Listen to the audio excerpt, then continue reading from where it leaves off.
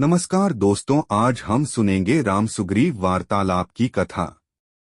चलिए शुरू करते हैं। राम ने सुग्रीव से कहा, हे सुग्रीव, मुझे बताओ कि वह भयंकर रूपधारी राक्षस मेरी प्राणेश्वरी सीता को लेकर किस दिशा में गया है। तुम शीघ्र पता लगाओ कि वह राक्षस कहाँ रहता है। वानर राज, धोखे में डालकर और मेरा अपमान करके मेरी प्रियतमा को अपहरण करने वाला वह निशाचर मेरा घोर शत्रु है। मैं आज ही उसका वध करके सीता को मुक्त कराऊंगा। राम के शोक से पीड़ित वचन को सुनकर सुग्रीव ने उन्हें आश्वासन दिया, हे राम, मैं नीच कुल में उत्पन्न उस पापात्मा राक्षस की शक्ति और गुप्त स्थान से परिचित नहीं हूँ, किंतु मैं आपको विश्वास दिलाता हूँ कि मैं शीघ्र ही ऐसा यत्न करूंगा कि मिथिलेश कुमारी सीता आपको मिल जाए। अतः आप धैर्य धारण करें। इस प्रकार से व्याकुल होना व्यर्थ है।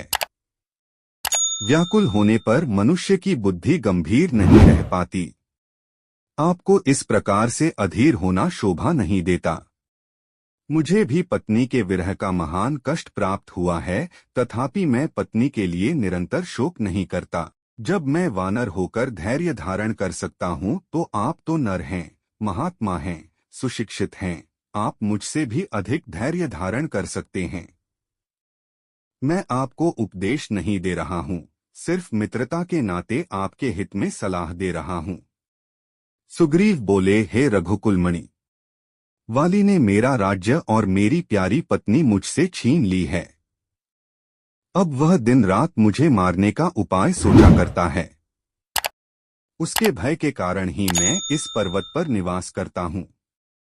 उससे ही भयभीत होकर मेरे सब साथी एक एक करके मेरा साथ छोड़ गए हैं। अब ये केवल 4 मित्र मेरे साथ रह गए हैं। वाली अत्यंत बलवान है, उसके भय से मेरे प्राण सूख रहे हैं। वह इतना बलवान है कि उसने दुंदुभी नामक बलिष्ठ राक्षस को देखते देखते मार डाला।